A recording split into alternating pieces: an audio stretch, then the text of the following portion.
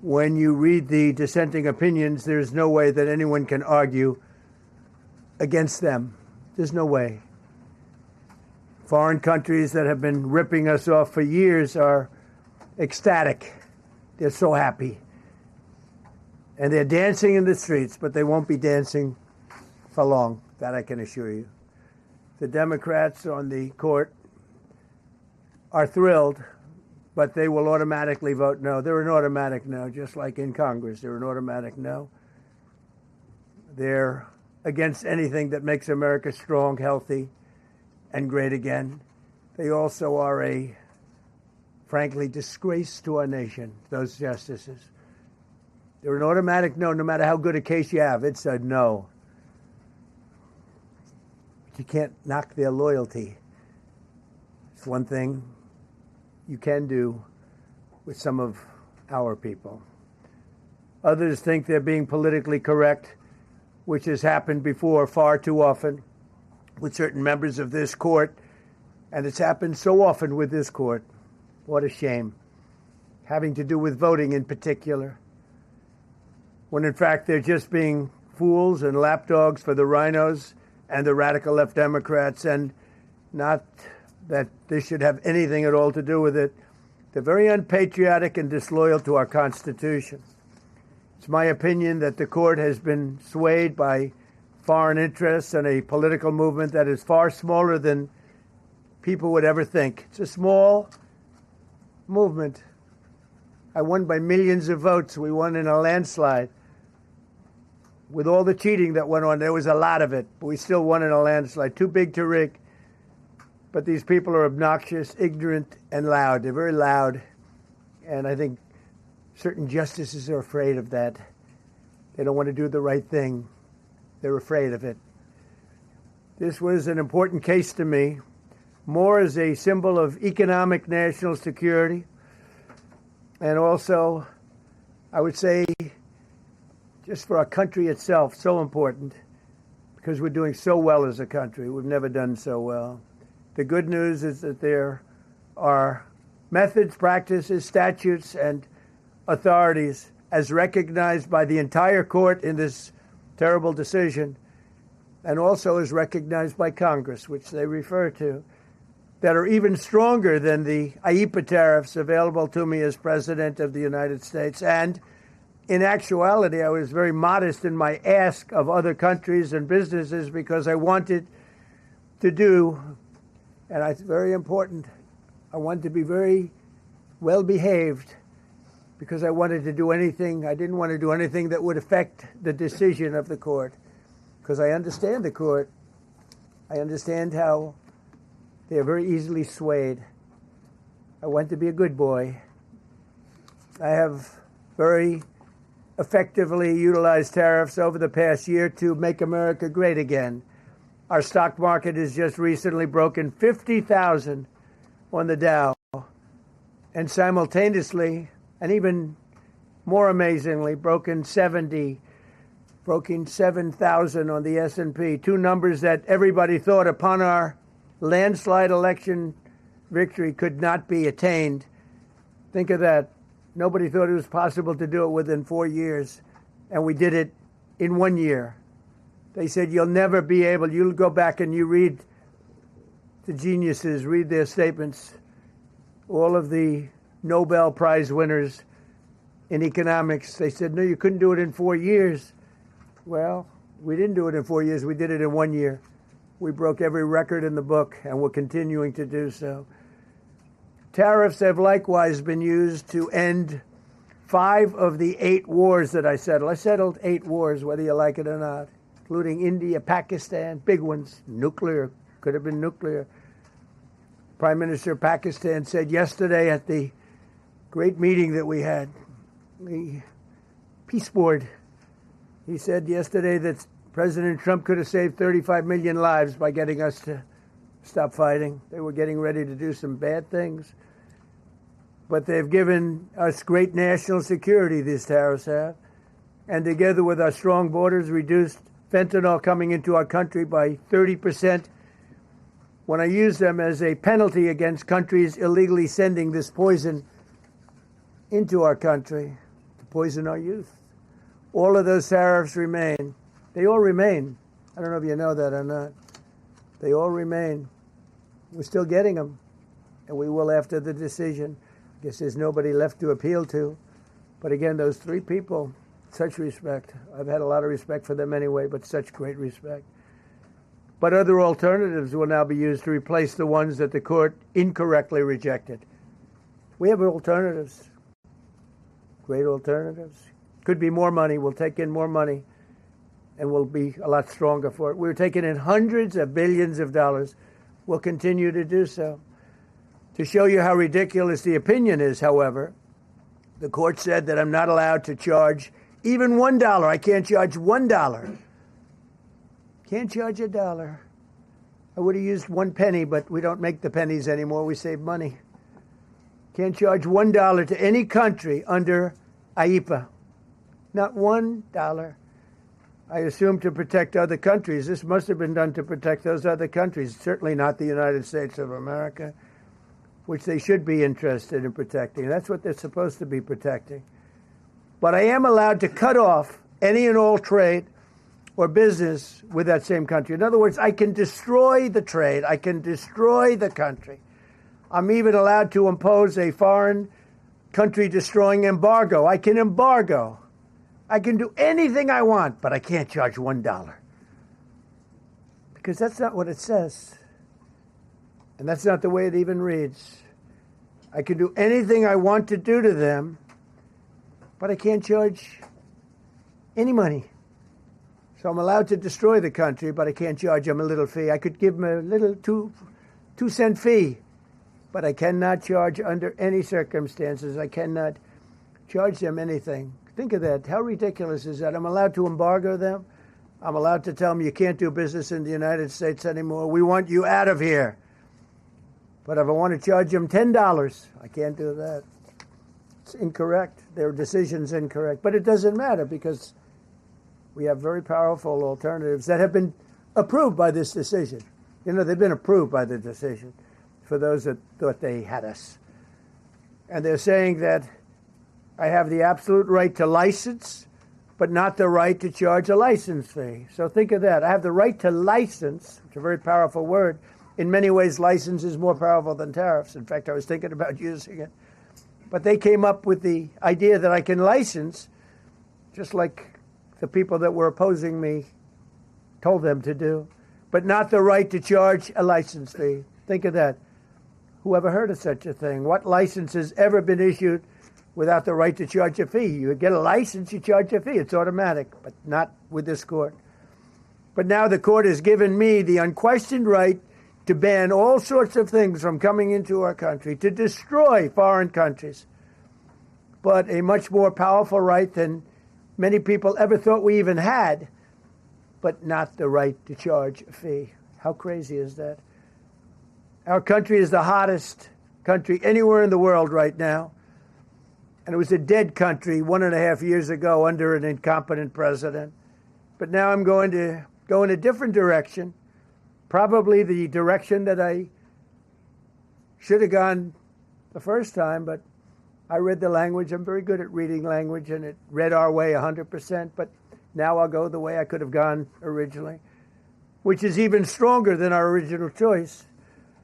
As Justice Kavanaugh, whose stock has gone so well, you have to see, I'm so proud of him, wrote in his dissent, although I firmly disagree with the court's holding today, the decision might not substantially constrain a president's ability to order tariffs going forward. So, think of that. The decision might not substantially constrain. And it doesn't, he's right. In fact, I can charge much more than I was charging. So I'm going to just start. Although I firmly disagree with the court's holding today, the decision might not substantially constrain a president's ability to order tariffs going forward. That's because numerous other federal statutes, which is so true, authorize the president to impose tariffs and might justify most, if not all, of the tariffs issued in this case. Even more tariffs, actually. Those statutes include Think of that. Those statutes include, for example, the Trade Expansion Act of 1962, Section 232. All of these things I know so well. The Trade Act of 1974, Sections 122, 201, 301. And the Tariff Act of 1930, Section 338, all clear. But it's a little bit longer process. I thought I'd make things simple, but they didn't let us do that. I would like to thank Justice Kavanaugh for frankly, his genius and his great ability. Very proud of that appointment.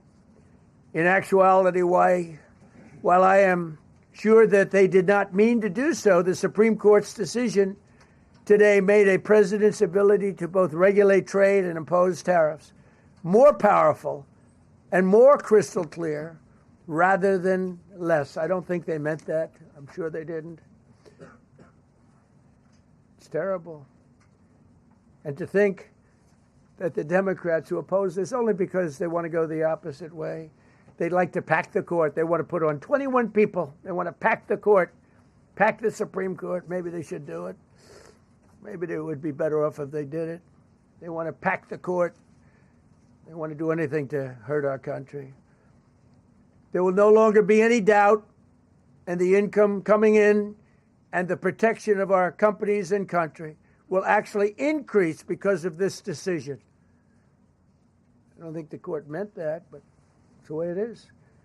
Based on long-standing law and hundreds of victories, and even, as I was pointed out before, even thousands of victories over the years, to the contrary, the Supreme Court did not overrule tariffs. They merely overruled a particular use of IEEPA tariffs. And essentially, it's used to get a fee. I can do anything I want with IEEPA, anything. I just can't charge anybody for it. I can license, I just can't charge them. It's ridiculous, but it's okay because we have other ways, numerous other ways. The ability to block, embargo, restrict, license, or impose any other condition on a foreign country's ability to conduct trade with the United States under IEEPA has been fully confirmed by this decision. So now there's no doubt, because, there were a lot of questions about tariffs because no president was smart enough to use them to protect our country from those countries and businesses that were ripping us off. You took a look at the deficits that we had with some of these countries. It was disgraceful what they got away with for many, many decades. But now we know, because this decision affirms all those things that people weren't sure about. In order to protect, and it says so, in order to protect our country, a president can actually charge more tariffs than I was charging in the past period of a year under the various tariff authorities. So we can use other of the statutes, other of the tariff authorities, which have also been confirmed and are fully allowed. Therefore, effective immediately, all national security tariffs under Section 232 and existing Section 301 tariffs, they're existing, they're there, remain in place, fully in place. And today I will sign an order to impose a 10% global tariff under Section 122 over and above our normal tariffs already being charged. And we're also initiating several Section 301 and other investigations to protect our country from unfair trading practices of other countries and companies.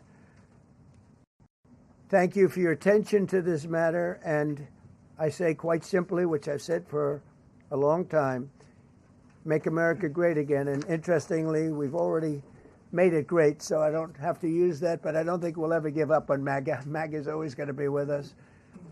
If you have a few questions, you can let us know. But just to end, so we're going forward, we will be able to take in more money, and there'll no longer be doubt, because there was always doubt.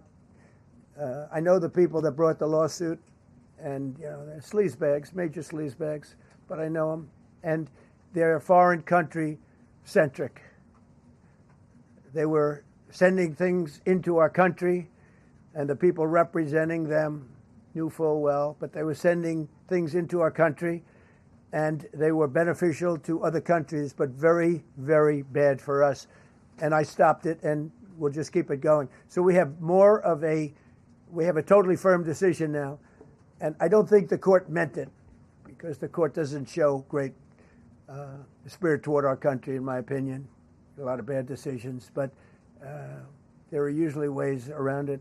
This is something we could have done, as Justice Kavanaugh said, we could have done this originally, but we're doing it now, and the numbers could be far greater than the hundreds of billions we've already taken in. Yeah, please. Mr. President, I'm very curious. Why didn't call you in the red? Thank you so much, Mr. President. Justice Thomas and Alito, as you know, are the most conservative constitutional justices. Do you think that you'll get to appoint 2 more justices later this term with similar ideologies? And what type of vetting process will they go through to ensure they uphold? I don't know, but they're great justices. That's all I can say. And I hope they're going to be around a long time. I hope they're going to stay healthy. They're great people. They're great. And Justice Alito, too, to add to the group. These are great men. Right. With a great love of our country and a great understanding of the law. Mr. President, are you going to ask Congress to take additional action on tariffs now? No, I don't need to. It's already been approved. I mean, I would ask Congress and probably get it. When people look at the real numbers, and you look at hundreds of billions of dollars that have come into our country. Yesterday I was at a steel plant, as you know, and I went to great place, great plant, great wonderful people.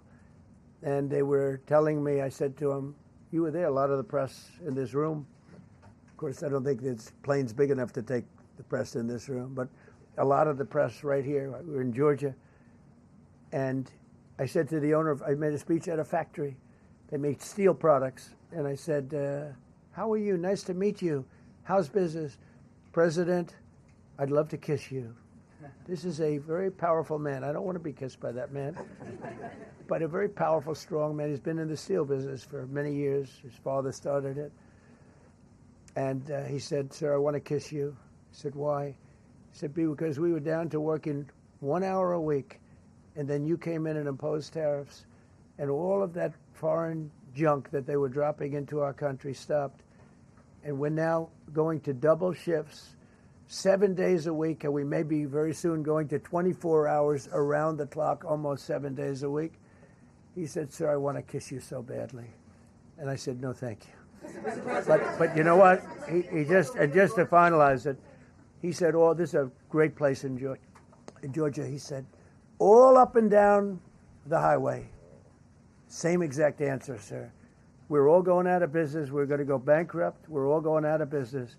And now every one of us are thriving, and we're hiring people like we haven't. He said, like I've never, and he's been in business for, I think, 45 years, like we've never hired before. That's because of tariffs. And we're going to keep it going the same way. And you're going to start to see the results in a year from now when all those factories start that are under construction right now. You see all the construction numbers are so good. Those construction workers are building factories that are going to be open, including not only AI, which is big, but car plants coming in from Canada, who ripped us off for 30% of our market. Mexico ripped us off for a big portion. Over the years, they've taken our market. They've taken our cars. They manufacture them in Japan, Germany. And Steve Moore, a highly respected economist, came into my office yesterday. He said, you've done something nobody's ever done. 22 Nobel Prize winners in economics said we would right now be in a recession. And you said, no, we're going to have a booming country. We're going to have a booming country. You were right. All 22 were wrong, and you were right. This country is booming, and it's booming because of the election on November 5th, and it's booming for another reason. It's booming because of tariffs. Yeah, please, go ahead. What will you say ahead of this decision that if the Supreme Court rules? Yeah, please, go ahead. Thank you, Mr. President. What will you say to foreign nations who seek to renegotiate their deals? And what did you mean a moment ago when you said that the Supreme Court has been swayed by foreign interests? Well, I think that foreign interests are represented by people that I believe have undue influence. They have a lot of influence over the Supreme Court, whether it's through fear or respect or friendships, I don't know. But I know some of the people that were involved on the other side. and I don't like them. I think they're real slime balls, and got to do what's right for the country. You got to do what's right for the Constitution. Not only dissented, their dissent is so strong. When you read their dissent, a lot of times you'll read a dissent and it's like, well, you don't know, it could go either way. There's no other way. The good news is, it's like Justice Kavanaugh said, very strongly said, you have other ways you can go. You don't have to go that way. You can go other way. There are numerous other ways you can go. And frankly, this should have been done by presidents many years ago. They allowed our country to be eaten alive. We lost 50% of our car business. We used to make cars. We made all the cars. And then Mexico came, Canada came, and Japan and Germany. But they're all coming back now. They're all coming back at record levels. No, you please. I'm not talking to you. I don't talk to CNN. It's fake news. Go ahead. Mr. President, yesterday you made the case that the economy is the hottest it's been in a long time. Right. January jobs report beat expectations, CPI report beat expectations, real wages are up. What would you tell Americans who are worried that this decision will kind of throw the economy that you have projected going in the right direction at a very rapid pace off track? Well, thank you for the question. And I will say this, we really are at a very important point. I've been waiting for this decision so long. They could have made this decision a long time ago. Not complex. They're wrong on it. It's a ridiculous decision. But they should have released this a long time ago. We waited months. And that gave uncertainty. Now we have certainty. And I think you're going to see the country get much stronger because of it. Look, we were ripped off by almost every country in the world. If you look at the surpluses, almost every country in the world that did business with us, our people were stupid. And I blame presidents for it because they're ultimately the leader. We were being ripped off by almost every single country in the world had some massive surpluses. China had hundreds of billions of dollars in surpluses with the United States. They rebuilt China. They rebuilt the army. We built China's army by allowing that to happen. I have a great relationship with President Xi, but he respects our country now. Now, what we've done, I charged China a 20% tariff as a penalty for sending fentanyl in. And that was 20 times more than they could make by selling fentanyl. And I said, at some point you're going to say, and they have reduced it. Fentanyl is down by more than 30% coming into our country. Part of that is a strong border. We have a strong border now. But thank you. Thank you for your question. Mr. President, sir, you warned once in a social media post that if the Supreme Court did this, shot down your tariffs, the U.S. would be, quote, financially defenseless. Are we financially defenseless right now? No, because we're doing something in a different way. We're doing something in a very powerful way, and we're using things that some people thought we should have used in the first place. But it's more complicated. It's a little more complicated. The process takes a little more time, but the end result is going to get us more money, and I think it's going to be great. Yeah, please. Peter, go ahead. Thank you, President Trump. So, since Liberation Day, there's about $175 billion in tariff revenue that is now in limbo. Do you have to refund $175 billion? Think of it, Peter. Very fair question. They take months and months to write an opinion, and they don't even discuss that point. We've taken in hundreds of billions of dollars, not millions, hundreds of billions of dollars. And so I said, well, what happens to all the money that we took in? It wasn't discussed. Wouldn't you think they would have put one sentence in there saying that keep the money or don't keep the money, right? I guess it has to get litigated for the next 2 years. So they write this terrible, defective decision, totally defective. It's almost like not written by smart people. And what they do, they don't even talk about that. Your question is very basic. That was the first question I asked also to make you feel good. They say, what about all the money that we've taken in? Sir, they don't discuss that. How crazy is that? What you're saying is, are you saying that you don't plan to honor refunds for companies that file for them? I just told you the answer, right? I told you the answer. It's not discussed. We'll end up being in court for the next 5 years. Go ahead, Green. Thank you, Mr. President. When you are talking about the relationship with countries that you have sought trade deals with, do you anticipate that they will seek to renegotiate those? What do you say to them, and do you view this as a potential undermining power for your Well, we're going negotiations? straight ahead with 10% straight across the board, which was the absolute right to do. And that's taking place. That's a lot of money coming into our country. And then during that period of about 5 months, we are doing the various investigations necessary to put fair tariffs or tariffs, period, on other countries. So we're doing that period, but we're immediately instituting the 10% provision, which we're allowed to do. And in the end, I think we'll take in more money than we've taken in before. Mr. President, you've used the tariff revenue to pay for a host of federal policies. You've claimed that they will pay for them. What happens Well, to like those the things? farmers, we took care of farmers. You know, the farmers were mistreated by foreign countries very badly, very, very badly. And last week I gave them $12 billion out of tariff money. We intend to, out of tariff money, because just so you understand, we have tariffs. We just have them in a different way. And now they've been confirmed by the Supreme Court of the United States. So there's no longer that question out there about tariffs. And we'll be taking in hundreds of billions of dollars. And countries that have treated us badly will have to pay a price for treating us badly. And countries that have been good to us will be treated very well.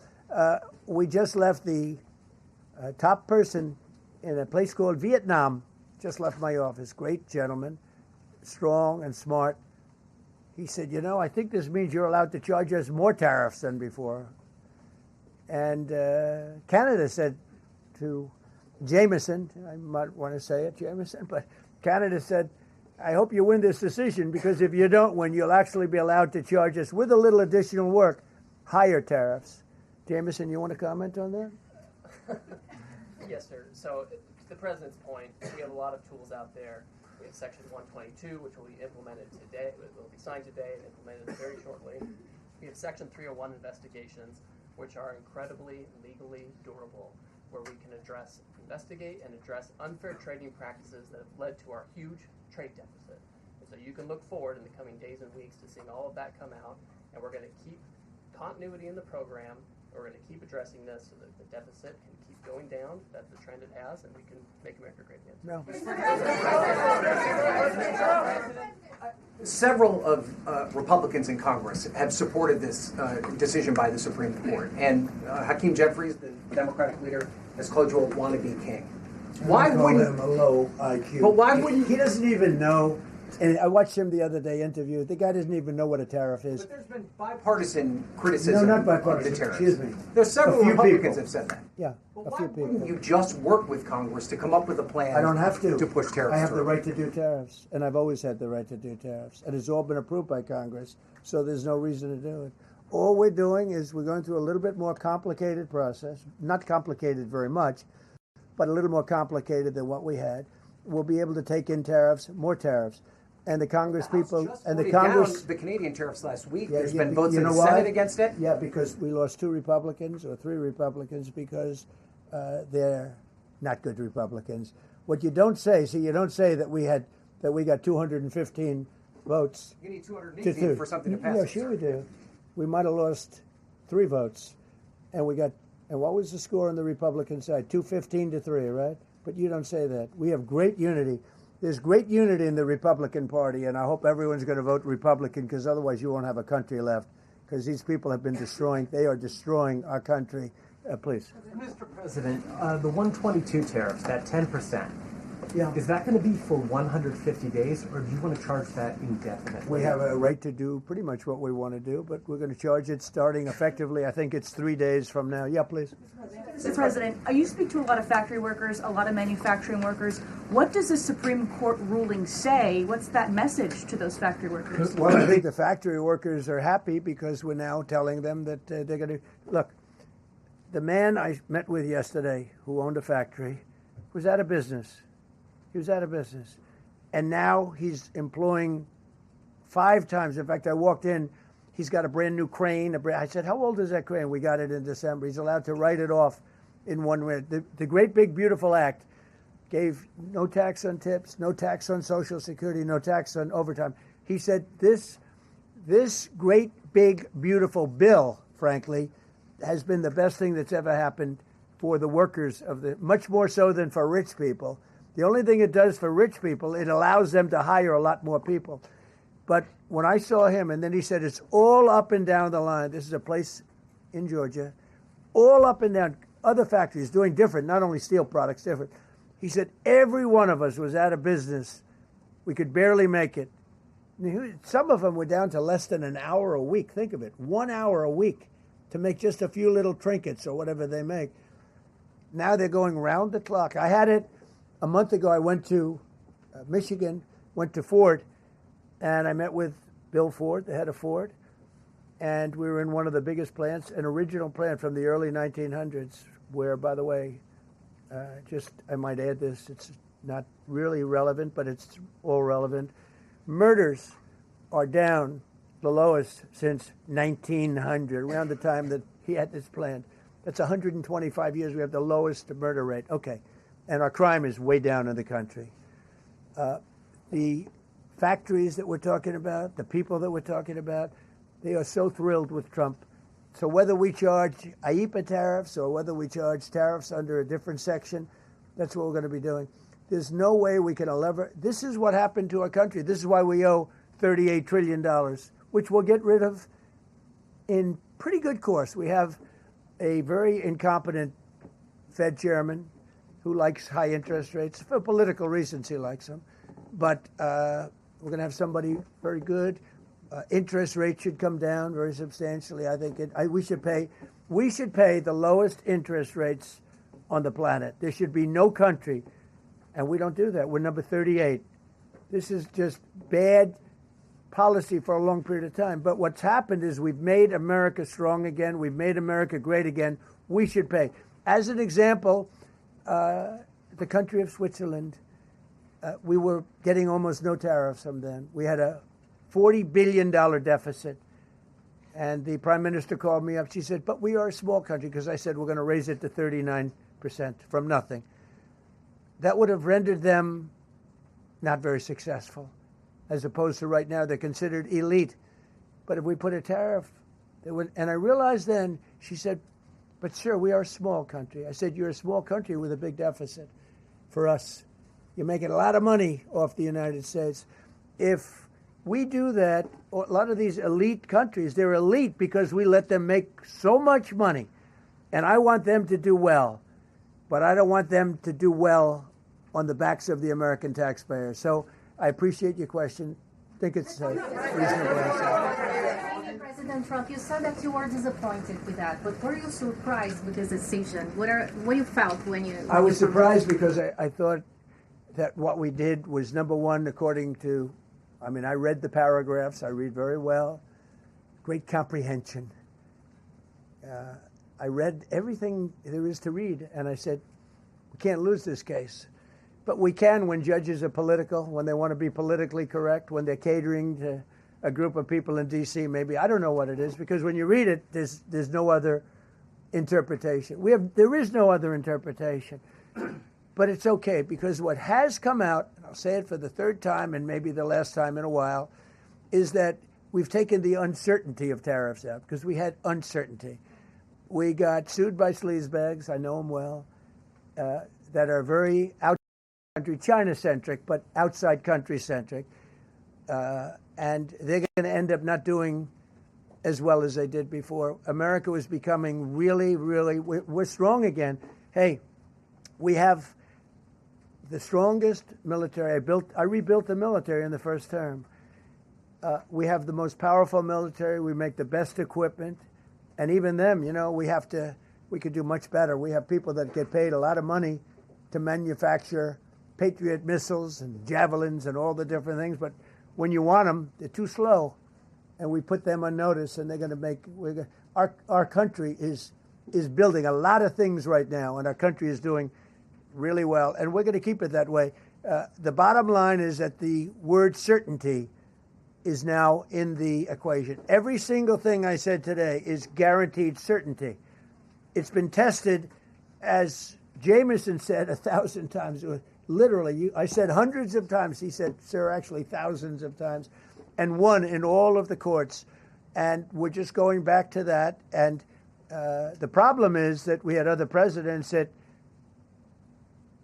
weren't into trade. Maybe they weren't business oriented. Maybe they weren't smart. We had some dummies too, you know. I respectfully say we had some real dummies. So we are going to keep it going just as before, probably more so. But you're no longer going to be asking, every time I got up, you'd ask, well, what happens if you can't charge tariffs? Now we can. And by the way, in their decision, they specifically said, we can do these. We have alternatives. Yeah. David, on the trade deals that were negotiated using IEEPA tariffs, do those stand now, or are they have to be redone? Well, some of them stand. Many of them stand. Some of them won't, and they'll be replaced with the other tariffs. Mr. President, on the Supreme Court justices who ruled against this the policy, striking it down, are they still invited to your State of the Union next week? And will you still speak with them? They are invited, barely.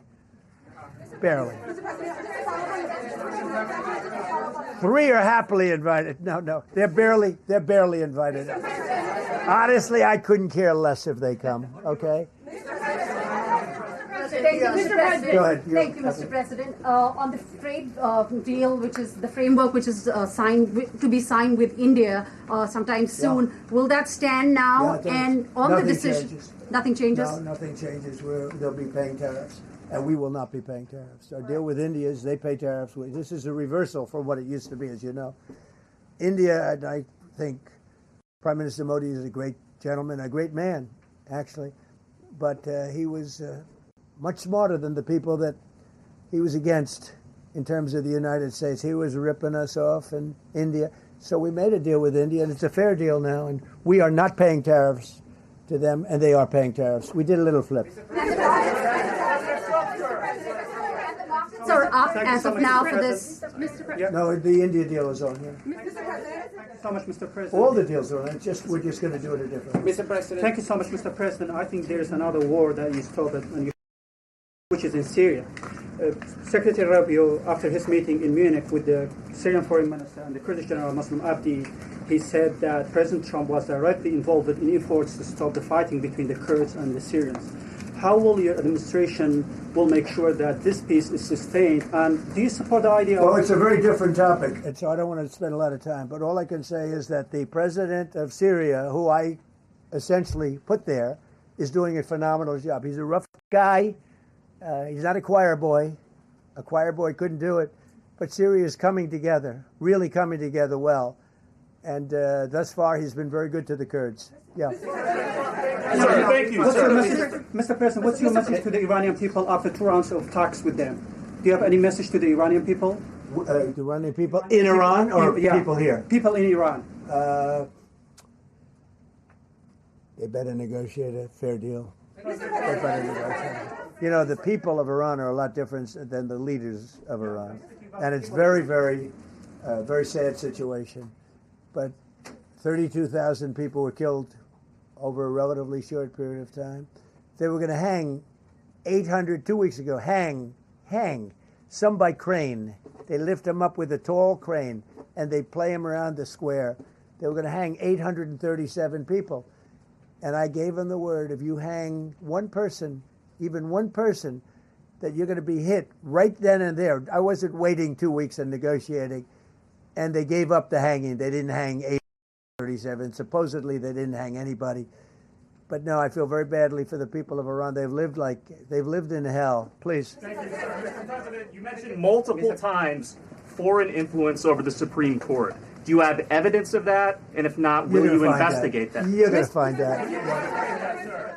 What alternatives are you going to put into place in your relationship with Europe, and also those tariffs that has been called illegal? How they're going to go impact the relationship with Russia, that you sanction Well, some I want countries? Europe to strengthen up. Europe has gone woke. Europe is not recognizable when you go into so many places. Not all countries. You look at Hungary. You look at Poland, Czech, Slovakia. There are some countries that have gone very much the opposite. Some really, and some others. But Europe has to be strong, and they become soft and not recognizable. You go into some of the countries, I don't want to be specific, but I think everyone knows what I'm talking about, and they're not recognizable. They become, the environmentalists have taken over. They've got windmills destroying their fields and their beautiful meadows and their oceans, and they're paying a fortune. Now, Europe has to get smart. Europe's getting killed on two things, energy and immigration. And if they don't solve both of them fast, Europe is not the same place. Yeah, please. Justices Gorsuch and Barrett, are you surprised in particular by their decision today? I am. And do you regret nominating them? I don't want to say whether or not I regret. I think their decision was terrible. Yeah. I think it's an embarrassment to their families. You want to know the truth? The two of them. Yeah. Specifically on that $2,000 tariff check. Mr. President, I didn't call you. You didn't call me? Yeah, Mr. President, to be clear, do you believe at the end of implementing these new tariff tools, the tariff rate and tariffs will ultimately be higher than they currently are? Potentially higher. It depends, whatever we want them to be. But we want them to be fair for other countries. And, you know, we have some countries that have treated us really badly for years, and it's going to be high for them. And we have other countries that have been very good, and it's going to be very reasonable for them. Yeah.